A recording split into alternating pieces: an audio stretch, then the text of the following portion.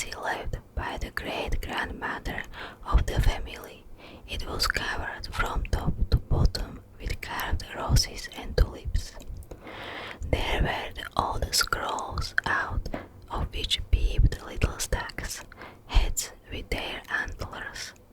But in the middle of the cupboard was represented the full-length figure of a man.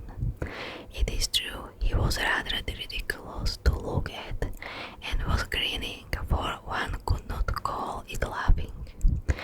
And, moreover, he had goat's legs, little horns upon his head, and a long beard. The children always called him General and Lieutenant General Goat Bendilex Field Sergeant. There's a name for you.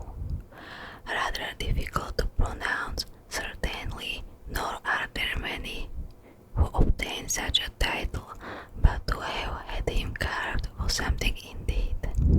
However, there he was. He was always looking at the table under the looking glass, where stood a pretty little china shepherdess. Her shoes were gilt, and her dress was ornamented with a red rose, besides which she had a golden hat and a crook. She was marvelously pretty to behold. Close by her side stood a little chimney sweeper, as black as a coal, thought likewise of china.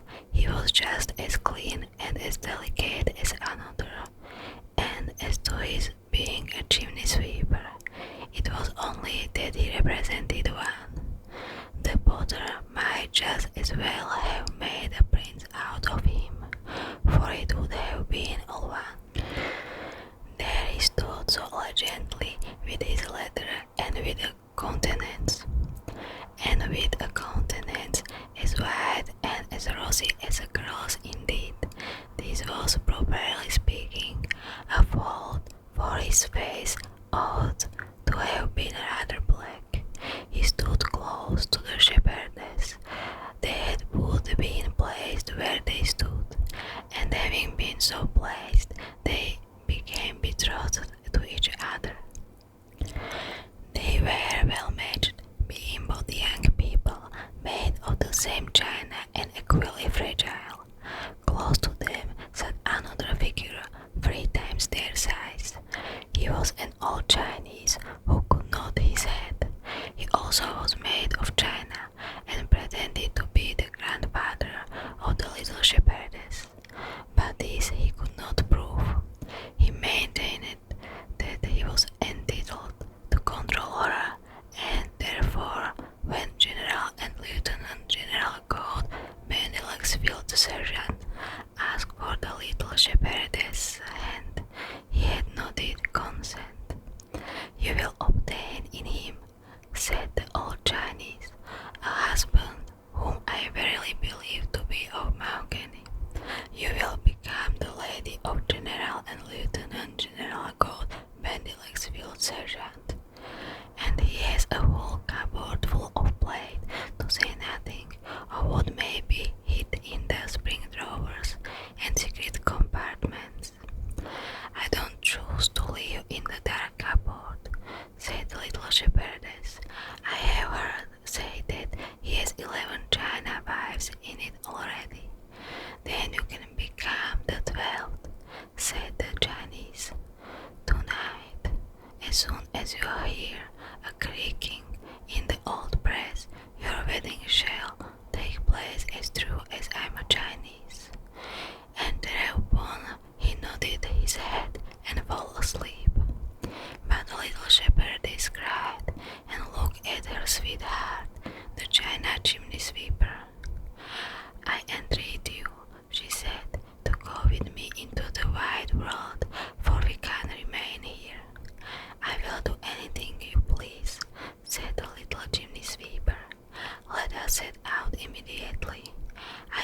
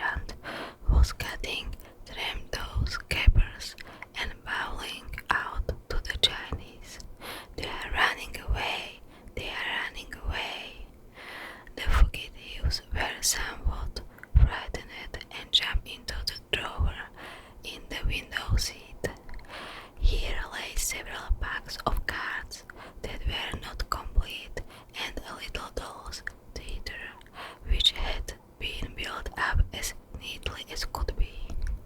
A play was being represented, and all the queens, whether of hearts or diamonds, spades or clubs, sat in the front row, fanning themselves with their tulips, and behind them stood all the knaves and showed that they had heads both upwards and downwards as playing cards have. The play was about the lovers who were not allowed to marry, and the shepherdess cried, for it seemed just like their own story. I cannot bear it, said she. I must leave the drawer. But when they had reached the floor and looked up at the table, there was the old Chinese awake and shaking himself, and down he came on the floor like a lump. The old Chinese is coming, shrieked the little shepherdess, falling on her china knee, for she was much affected. I have thought of a plan, said the chimney sweeper.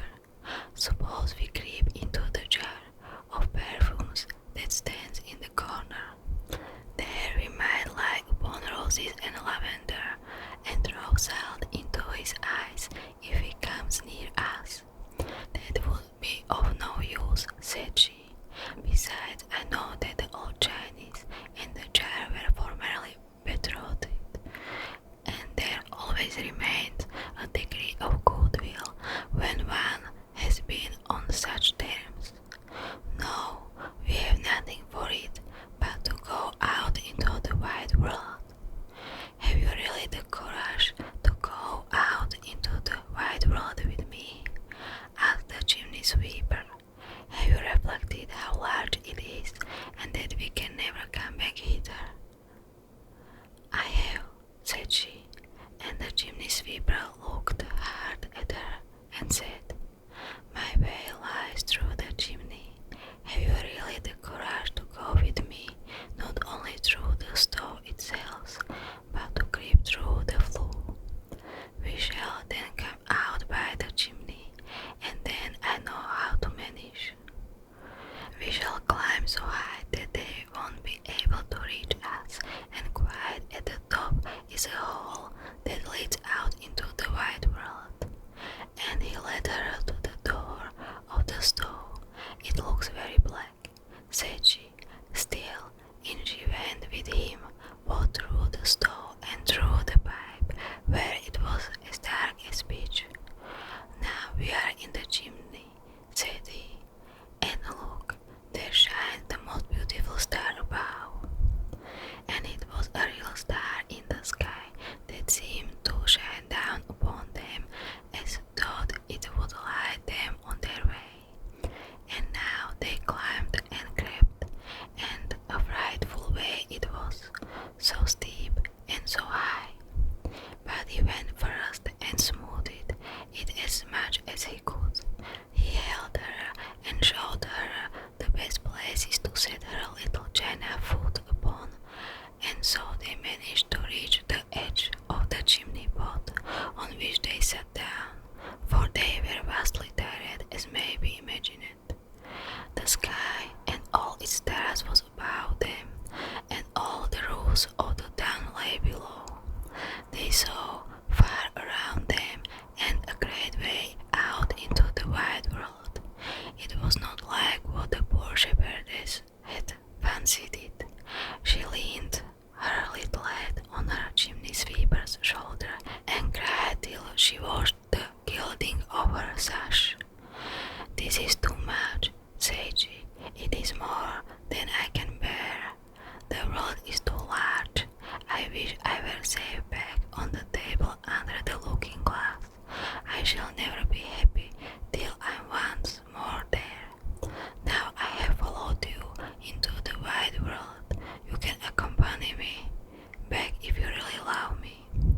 Then the chimney sweeper tried to reason with her, and spoke of the old Chinese, and of General and Lieutenant General called Bandy Legs Field Sergeant, but she sobbed so violently and sweeper, till he could not do otherwise than what she wished, foolish as it was.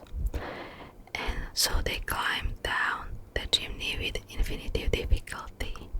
They next crept through the flue and the stove, which were anything but pleasant places, and then they stood in the dark stove and listened behind the door to catch what might be going forward in the room. All was quiet, so they peeped out, and behold, there lay the old Chinese prowling in the middle of the floor. He had fallen down from the table when he attempted to pursue them and lay broken into 3 pieces. His whole back had come off in one lump, and his head had rolled into a corner. The general and lieutenant general called Bendile's field sergeant stood where he always had done and was wrapped in thought. "This is shocking," said the little shepherdess. "My old grandfather is broken in pieces, and by our fault I shall not be able to survive such a mishap." And so saying, she wrung her little hands. "He can be riveted," said the chimney sweeper. "He can be riveted. Do not take on so. If they cement his back and put a proper rivet through his neck, he will be just as good as new, and will be able to say as many disagreeable things to us as ever." "Do you think so?" said she, and then they crept up to the table where they formerly stood. "Since we have got no farther than this," said the chimney sweeper, "we might have saved ourselves a deal of trouble." "I wish grandfather was riveted," said the shepherdess. "I wonder if it cost much." And riveted sure enough he was. The family had his back cemented, and an efficient rivet ran through his neck. He was as good as new, except that he could no longer not.